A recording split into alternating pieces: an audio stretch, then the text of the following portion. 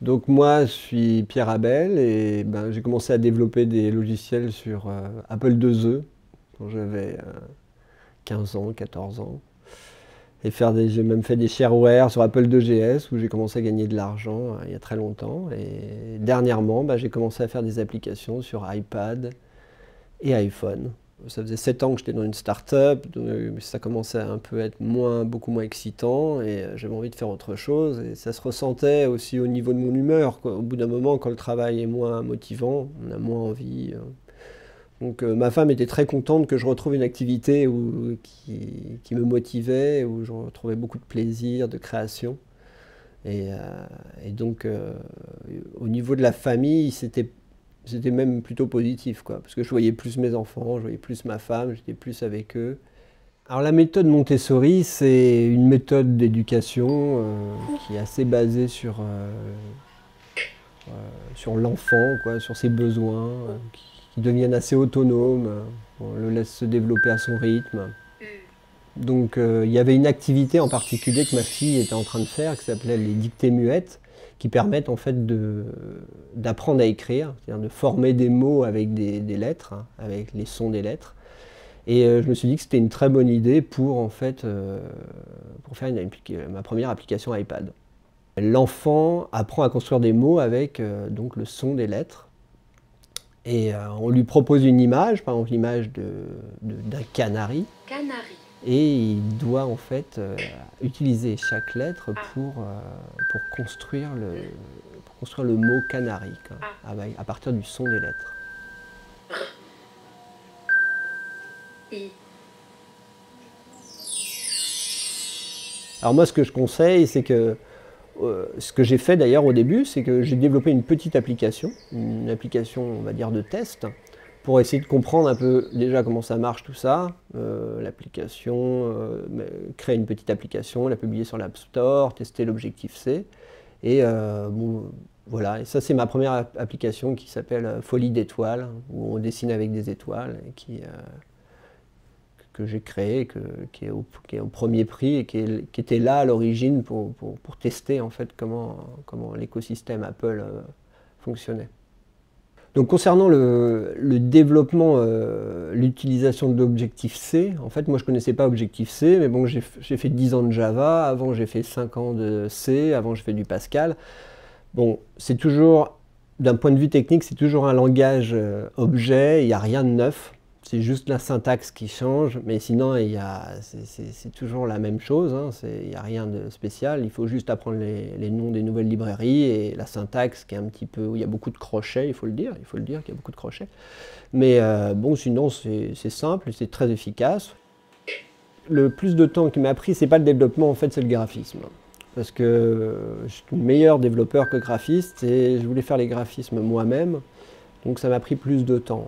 Mais sinon, dictée muette, je pense que c'était quand même 4 mois. Donc bien 1 mois et demi, 2 mois de graphisme, quoi.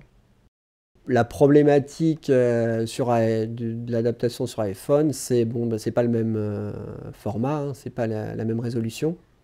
Donc il faut changer. En plus, l'écran est plus petit, donc on ne peut pas s'autoriser des choses, les mêmes interactions, hein. Par exemple, sur mon application, sur l'iPad, quand on déplace une lettre, la lettre reste sous le doigt. Mais sur l'iPhone, on ne peut pas faire ça, parce que sinon, on ne voit plus la lettre, quoi. La lettre est cachée par le doigt. Donc il faut trouver des petits trucs pour, euh, pour que l'expérience utilisateur soit toujours aussi bonne sur l'iPhone. Le choix de faire tout seul, c'était pour le graphisme, c'est parce que moi j'aime beaucoup le graphisme. Je suis encore amateur, je ne peux pas me dire graphiste, mais j'aime beaucoup le faire. Donc j'avais envie aussi de créer à ce moment-là et de m'améliorer dans ce domaine. Et bon, d'après les retours que j'ai, les gens sont très contents, donc je pense que j'ai bien travaillé. Et au niveau du marketing, c'était quelque chose aussi que je voulais aussi approfondir, que j'aime beaucoup moins, mais que je voulais approfondir. Et de toute façon, c'est très difficile, je pense, de trouver quelqu'un qui connaît bien le marché iPhone, iPad, et de vendre, et quels sont les mécanismes, et comment on va faire pour vendre, pour promouvoir en fait son produit, quoi. Stop. Un produit, c'est très bien. D'avoir fait un produit, un super produit, c'est bien, mais ça sert à rien si on ne le vend pas. Et pour le vendre, eh ben, il faut faire du marketing. Voilà, il faut que les gens connaissent, il faut que les gens sachent que le produit existe. Et pour ça, ben, c'est une nécessité en fait de faire beaucoup de choses pour faire vendre, pour faire connaître le produit, quoi. Donc ça passe par contacter les reviewers, mais aussi faire des pages Facebook, du Twitter, un site web, participer à des groupes d'autres développeurs, participer à des actions commerciales comme mettre son application gratuite un jour. Rien qu'écrire des communiqués de presse en anglais, quoi, c'est beaucoup d'efforts, beaucoup. C'est technique, quoi. Il y a une forme à avoir, il faut savoir vendre. Les descriptions aussi sur l'App Store sont très cruciales, comment on les fait, qu'est-ce qu'on met en avant, qu'est-ce qu'on met pas, les mots-clés. C'est le titre de l'application aussi est très important, l'icône, ça prend aussi beaucoup de temps, c'est vraiment des choses importantes. L'App Store, je crois que c'est vraiment une révolution pour les développeurs indépendants comme nous, parce que ça nous permet en fait de vendre en direct des applications. Comme on ne pouvait pas le faire avant vraiment. On pouvait le faire avant par des sites web, mais il fallait faire la pub pour son site web, il fallait vendre son soft. Quand même, le fait d'avoir un App Store, ça permet en fait d'être visible quand même si on est perdu dans les milliers, les centaines de milliers d'applications, on est toujours dessus et on peut être trouvé, quoi. Alors qu'avant, c'était très difficile si on voulait vraiment vendre un soft. Par le web. Oui, Apple nous embête un peu quand on ne suit pas quelques règles, mais c'est bien, quoi. Au moins, ils filtrent les applications, ils vérifient que ça marche. Les utilisateurs, à la fin, ils sont contents d'avoir une application qui tourne et qui ne plante pas, quoi. Donc c'est... Moi, l'App Store, je vois que des choses positives là-dedans, en tout cas pour les développeurs, hein. C'est vraiment une grande opportunité, quoi. Je suis parti sur le marché américain parce que c'est un plus gros marché et comme mon but c'est de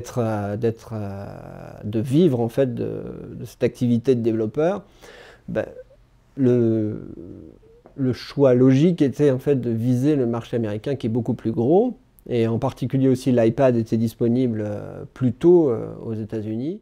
Si on a une volonté de vendre et de faire de l'argent, ben, il faut évidemment viser le marché américain, le marché anglais en général, parce qu'il y a l'Amérique, mais après il y a tous les autres pays qui parlent anglais, hein, et on ne peut pas faire sa version seulement en français. Pour mes applications, elles sont toutes les deux sorties aux États-Unis et en France sans marketing au début. Le premier jour aux États-Unis j'en ai vendu 60, et le premier jour en France j'en ai vendu 6. Donc ça montre un peu l'étendue du marché. Alors au début sur le marché américain, j'ai fait une application iPad et je me suis dit que pour les utilisateurs, il fallait que je fasse une application universelle. Donc j'ai fait une application en fait sur le marché américain, l'application est universelle, donc elle marche sur iPhone 4, iPhone 3 et iPad. Le problème avec ça, c'est qu'on ne peut pas donner deux tarifs. C'est-à-dire qu'on va devoir donner un seul prix pour l'application et les gens qui achètent sur l'iPhone ou qui achètent sur l'iPad vont devoir payer le même prix. Et ça, c'est pas forcément très bon dans le sens où le prix des applis sur iPhone est plus bas que celui sur iPad. Donc on va défavoriser les utilisateurs iPhone ou alors on va perdre de l'argent parce qu'on ne vend pas assez cher sur iPad. Donc ça m'a conduit pour la version française à faire une version en fait iPad qui va être aussi universelle, donc qui va marcher aussi sur iPhone, un peu plus cher, et une version seulement pour iPhone qui elle sera moins chère, qui est moins chère, quoi. Et donc ça c'est la constatation de ce que j'ai vu avec la version universelle sur le marché américain. Mais bon, je suis encore dans des expérimentations à ce stade. Mais là, je me suis dit que c'était quand même plus intéressant, qu'il fallait pouvoir offrir aux utilisateurs iPhone un produit moins cher. Bon, le seul truc, c'est qu'il y avait beaucoup moins d'argent, mais l'argent ne fait pas le bonheur. c'est bien connu.